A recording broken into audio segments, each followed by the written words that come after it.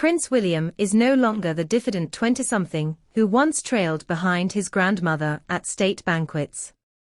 He is a 40-something heir apparent with 3 children, a war-tested resume, and, if court whispers are to be believed, a meticulously drafted masterplan for the day the crown finally rests on his head.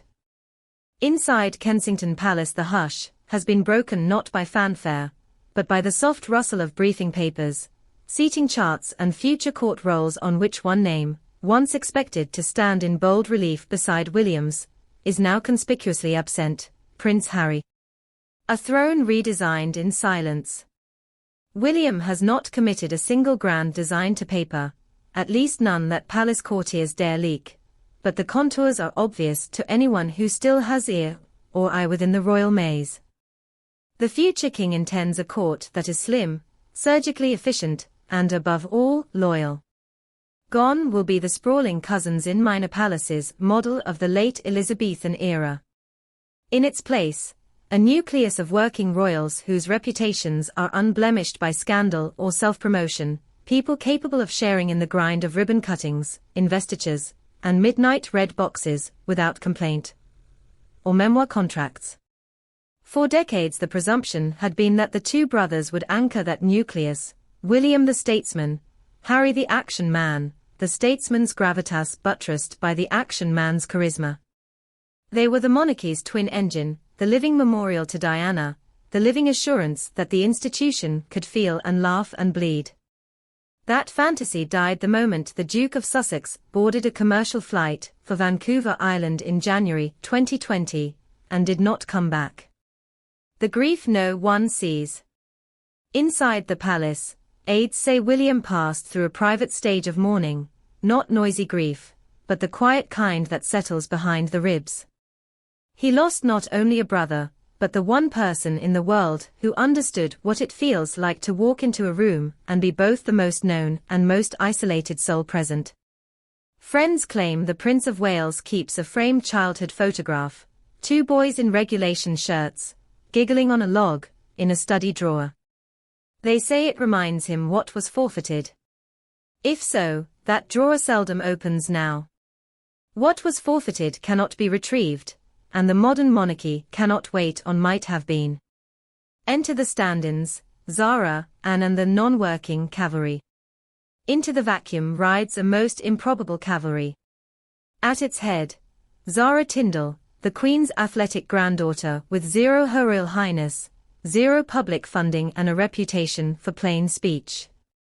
According to sources, William has privately signaled that Zara and her rugby star husband Mike will receive a larger slice of high-visibility engagements once he is king. The logic? They test off the charts in likability, speak the language of Olympic arenas and pub gardens, and, crucially, do not crave status symbols. They turn up, shake hands, have a pint, go home. That's gold dust, says one senior courtier. Supporting the Tyndalls will be Princess Anne, unshakable and showy, unrivaled in work rate. At 70+, the Princess Royal routinely tops the league table for annual engagements, a crash course example of stoic service. If William's future monarchy has a spiritual tutor, it is his aunt. Her credo: do the job, do not brief reporters, do not cry victim. Camilla's off-stage calculation. While court astrologers plot William's constellations, Queen Camilla stands at the center of the current solar system, quietly calibrating her own legacy. In corridors seldom photographed, she is said to be protective to the point of ferocity, of her husband's health, and by extension, of any decision she fears may shorten it. Those same corridors hum with rumors that a portion of the late Queen Elizabeth II's personal jewel cache has bypassed Camilla entirely, bequeathed instead to Catherine. Palace lips stay sealed, but reputable jewelry historians swear they have seen inventories annotated in the late Queen's own looping hand, to Catherine for the future. Camilla is no ingenue, she knows symbolism. Yet she understands the theatrical discipline of monarchy: you never protest the script in public. The consort wears the state diadem, smiles for the cameras, and allows the cameras to decide what they cannot see, that power often lies not in possession, but in restraint. The King's Bittersweet Counsel. Charles III has counseled for conciliation, fatherly, almost pleading. A longtime confidant recounts a closed-door scene at Clarence House, the King resting a hand on William's arm, urging him to recall the Windsor handshake that once bound the brothers through school leagues and African savannas. William listened, jaw set. He reportedly answered, "I remember, Papa. But a handshake requires two hands." In that line lives the monarchy's dilemma: one son pledges silent industry, the other narrates grievances on Netflix. Yet the monarch could not hide a flicker of pride. Charles, who waited 73 years for the throne, recognizes a ruler's instinct taking shape in his heir, the readiness to amputate for survival. He might mourn the necessity, but he bows to the logic. Harry's olive branches, too late to bloom. From Montecito, the Duke of Sussex floats periodic hope balloons. In a primetime interview he declared, "Life's too short for vendettas." Close watchers noted the phrase sounded less like an apology than a headline. Behavioral psychologists asked by the Times observed, "Healing is seldom served à la carte on television." Palace staff shrug.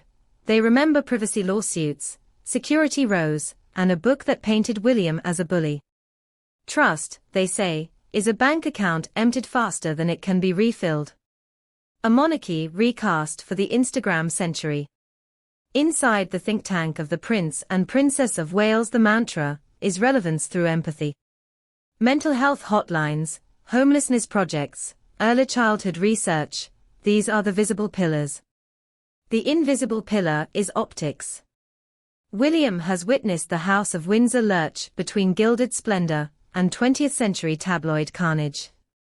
He intends a 21st century equilibrium: fewer palaces, more purpose, fewer titled relatives on the payroll, more relatable cousins on the front line, fewer golden carriages, more electric Range Rovers.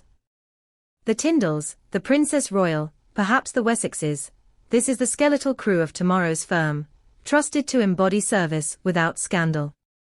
At its apex, William and Catherine, the new prince consort, if current whispers of a revived prince consort title prove accurate, and the jewels of a grandmother who calculated continuity in carats. The unseen cost. Behind the strategy lies the ache. Courtiers recount an evening after Trooping the Colour when William lingered on a Buckingham Palace balcony long after crowds had dispersed. Lights of the Mall twinkled below, his children had been whisked to bed. For a minute he stood alone, gazing at the Victoria Monument where two marble brothers flank the Queen. The scene, said one eyewitness, looked like a man practicing how to be both king and orphan. The verdict of history. Charles, reflecting on the wounds of the past year, is said to have quoted Marcus Aurelius to a friend, "What stands in the way becomes the way. Obstacles morph into the path itself." In the forge of personal loss, a new style of kingship is being tempered, less pageant, more pragmatism, less family saga, more national service. And William, once destined to share that burden with a brotherly wingman, is learning to fly solo, with Princess Anne's compass and Zara Tyndall's steady wing on his flank. When that day arrives, the public may see fewer silhouettes on the palace balcony. But the ones they see will be standing on ground William has cleared of chaos, pruned of excess, and paved, stone by invisible stone, with the hardest currency a monarch can spend: the willingness to sacrifice personal dreams for the sake of an institution older than any single grief.